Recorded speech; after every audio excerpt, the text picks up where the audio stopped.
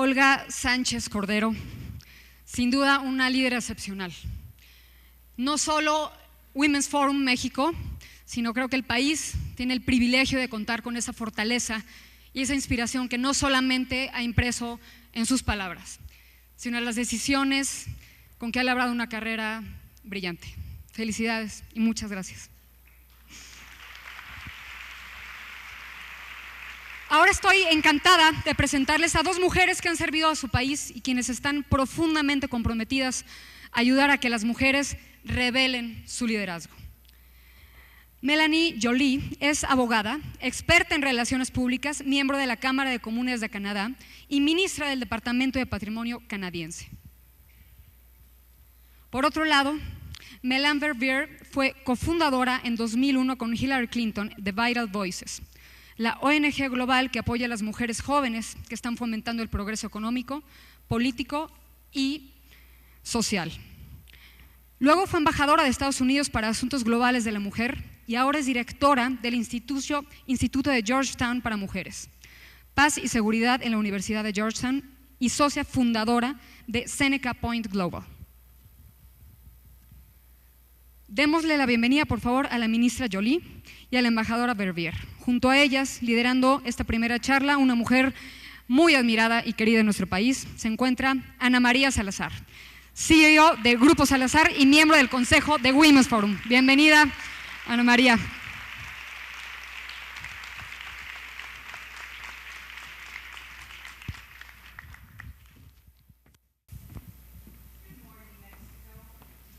¿Cómo están?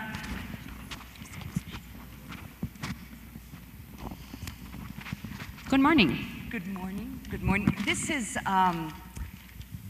an honor to have the opportunity to share this conversation with two extraordinary women, and we have the almost impossible task to try to set the tone for what will be two extraordinary days of talking about how do we unleash our leadership, which is not an easy topic. I have to say that there was a lot of discussion as to what does this mean just among the board members as we were trying to help organize this event. And the difficulty of talking about unleashing our leadership is how do you translate that to specific actions that we can take away as we end our not only this conversation, but as we end the two-day forum. So I just lay it out. How do I unleash our leadership? I don't know, who would like to start? Would you like to start? Well, first of all, let me say it is a great personal pleasure for me to be back at the Women's Forum and to be back in Mexico. And in many ways, it's humbling to follow the Justice because she laid out the issues, I think, so explicitly in terms of our own obligations. For me, this year's theme is everything. Unleash your leadership.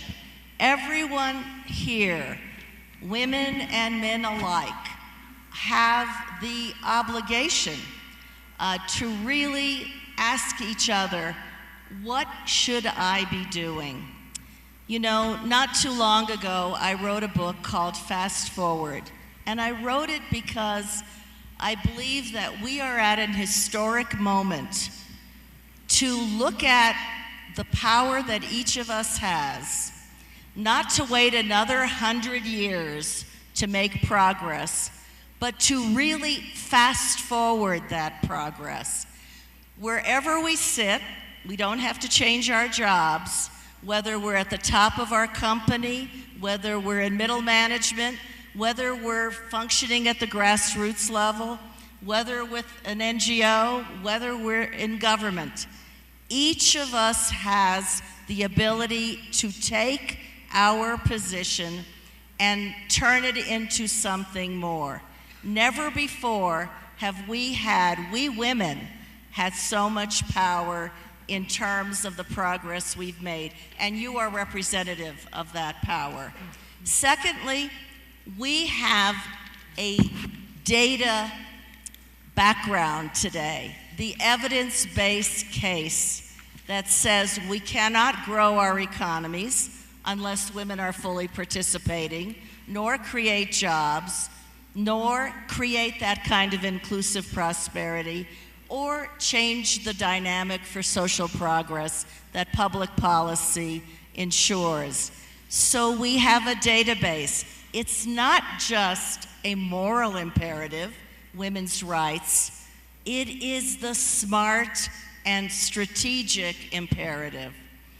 And we can connect with each other. We connect as part of the Women's Forum. We connect in our work across companies, across organizations. We connect in our communities.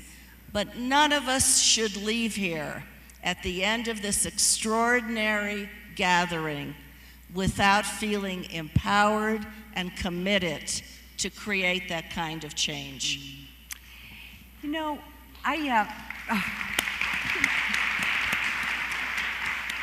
Minister Joly, the Ambassador Verveer is so right. The data is out there. You would think in terms of just economic survival of the company's political survival, that we would be in a different stage of development and of women's rights, just based on the information we have right now. But the reality is it's been slow. We seem to be having to defend our positions constantly. And in an environment that I've said, you know, that has changed in the last year in terms of the way leadership is being exercised in the United States and other parts of the world, it seems that instead of moving fast forward, some of us are concerned that we may be moving back. I don't know. What do we need to do to make sure that we can move fast forward? Ana Maria, this is a very difficult question you're asking me, but it's a very relevant one. First, I would like to, again, state the importance for the Government of Canada of showing our solidarity with the Mexican people following the earthquakes that happened recently, and echoing what Anne-Gabrielle said at the beginning. I think that clearly, politically speaking, people around the world are questioning their own trust in their political, business, artistic, economic leaders. There's an issue of trust. In order to create more trust, I think that what the population is seeking is moral leadership. And what does that entail? I believe that moral leadership includes, of course, the importance of authenticity. And so then the question becomes, when it comes to women seeking leadership role, what is the question? Is it about women in a position of leadership, or is it actually woman leadership? And so, to link authenticity and woman leadership, I personally think that there's a very powerful solution to it, which is actually showing our own authenticity, which includes vulnerability. And vulnerability and weakness is very different. So, for example, when I decided to launch my political career, I was facing anxiety issues. I've been dealing with anxiety since I'm a child.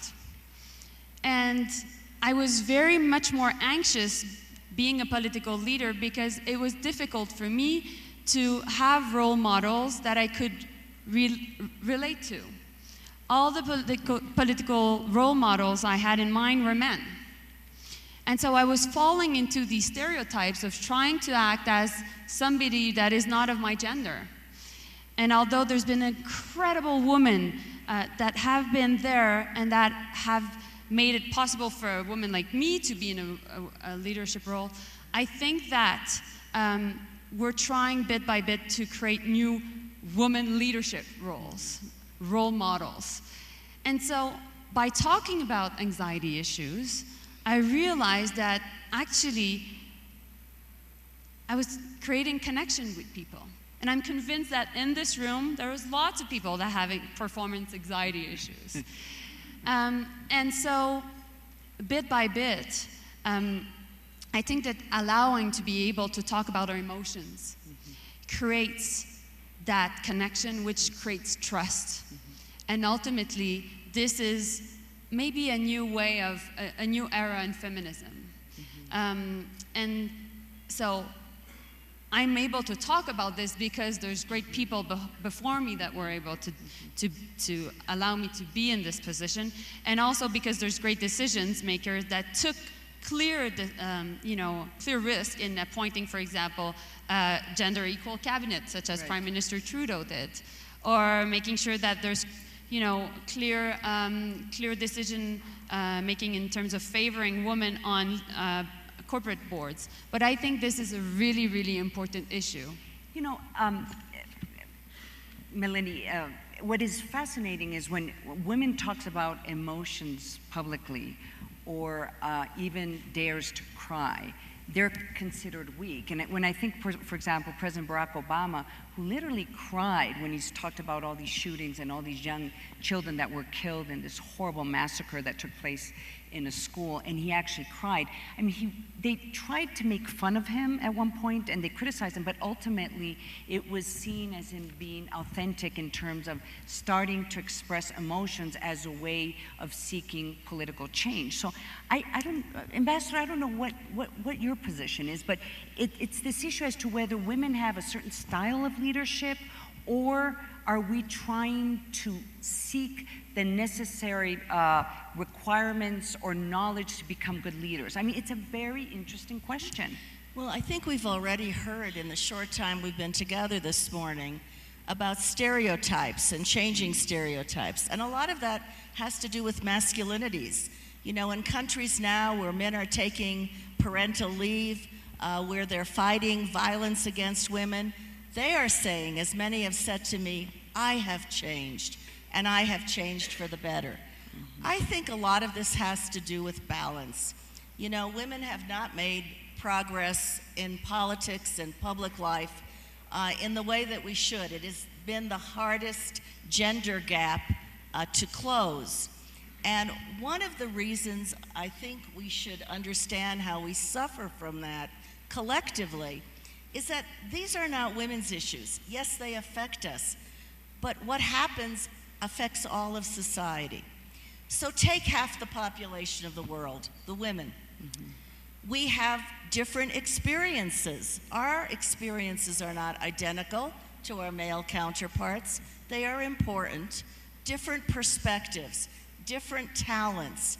If only one half is deciding public policy that affects all the people, men and women, that public policy is deficient. We're not just shortchanging women, we're shortchanging our societies. And I look at my own country. We don't have anywhere near the women we should have in politics, for example, in our Congress. Yet women have come across the aisle. They've crossed the political divide, the partisan divide, on issues like violence against women, issues like equal public resources for women in sports, and brought them in along from both sides and changed the dynamic based on their experiences. So I think we need balance. We can't just have men making all of the decisions, not because women are better than men or men are better than women, but because we need what the other half of our population represents.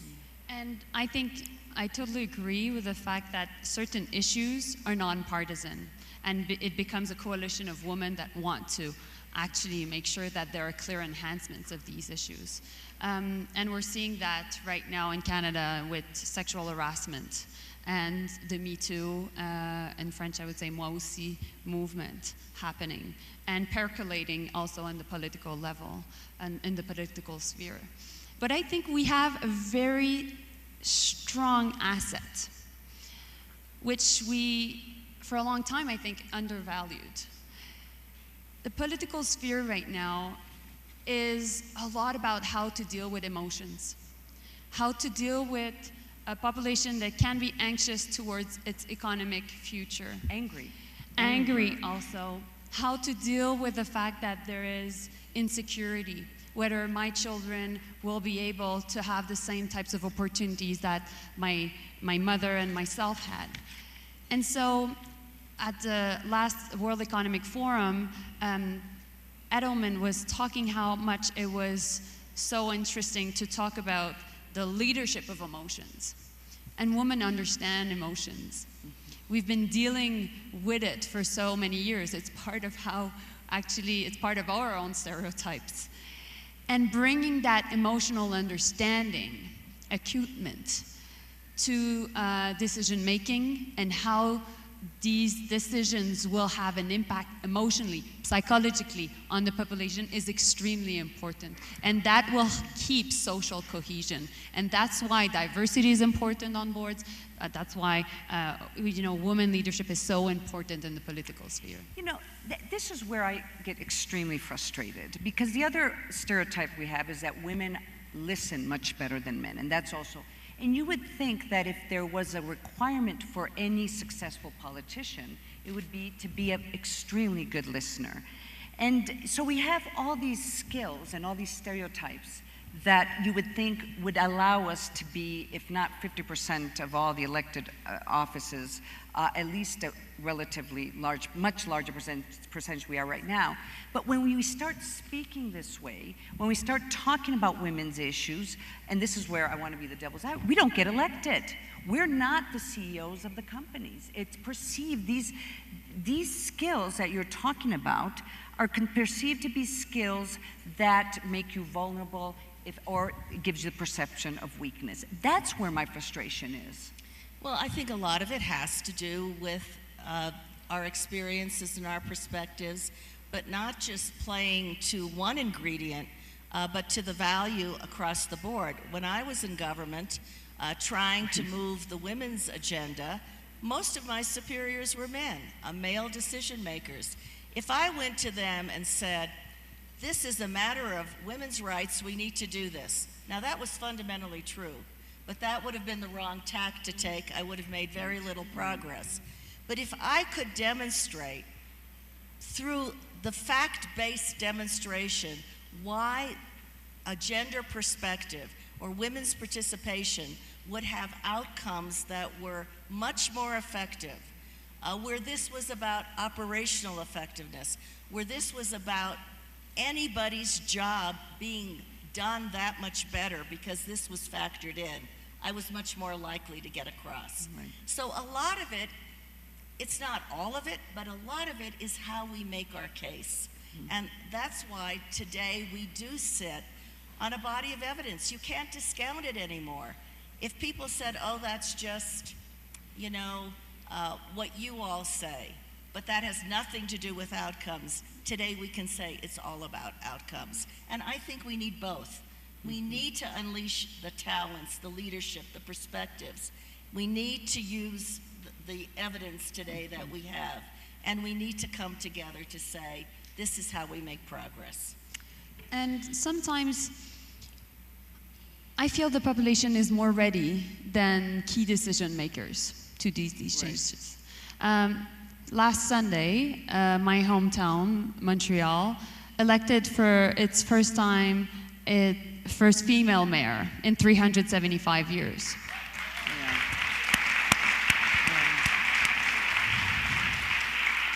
And quite frankly, the entire, editorialists and lots of the key decision makers and the elites were not necessarily in favor of or supporting this young woman. And what I saw and what actually clearly was shown was the population was ready.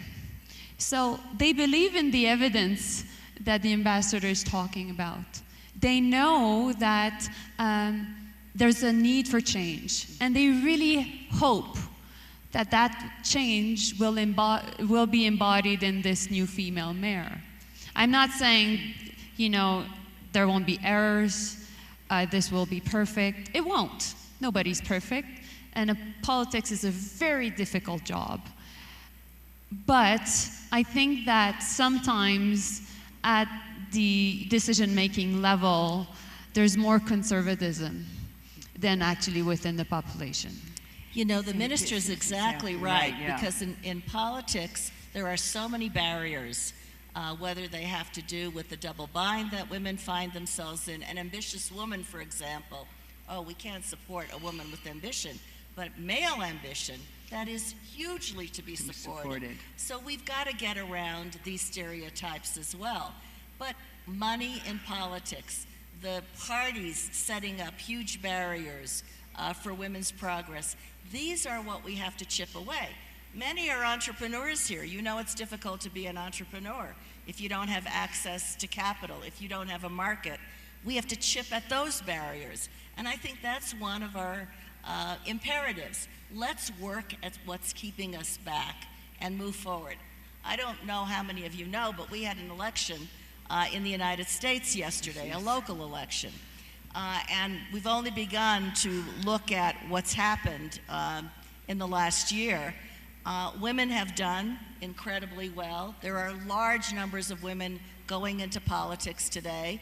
And as a result of yesterday's election, we also are seeing women coming out to vote in huge numbers. So this begins to tip the balance for change. Yeah. But if we don't use the power we have, there won't be any different outcomes. You know, we're unfortunately running out of time, and as I took down some notes of some of the issues that I'm taking away from this discussion. It's clearly the number one is action. I mean, if we want change, we have to go out and vote. I mean, we have to participate in politics. I also take this idea that we really need to work on evidence. We need to work on our arguments, and it's not only arguments, they have to be backed by data that shows that your company is better off, your family is better off, your community is better off, your country is better off if you have more women participating in decision-making role. And this concept, and it's very intriguing to me, this idea is that we need to create trust. And the way we create trust is we have to have moral leadership. In many ways, our moral leadership has to do with us being authentic, just being who we are. And if we want to speak about emotions, because this is a way of creating political change, we should use that. We have to be, our leadership has to reflect who we are, which creates trust, which then would create credibility. So I think these are extraordinary ideas that we're taking away from this initial conversation, in which we're trying to propose by the end of this forum very specific proposals. So I'm taking those ideas away. I want to tell the audience that at lunchtime we are going to be moderating a forum, which we're going to be answering a series of questions where you will have the opportunity to make recommendations and help us try to make a list of ideas of how we can make some of the basic changes, important changes here in Mexico. So please participate during the luncheon, and here are the questions in the beginning of this of the pamphlet. So please make sure you check it out. Please give these ambassador, minister, give them a huge applause. Thank you so much. Muchas gracias.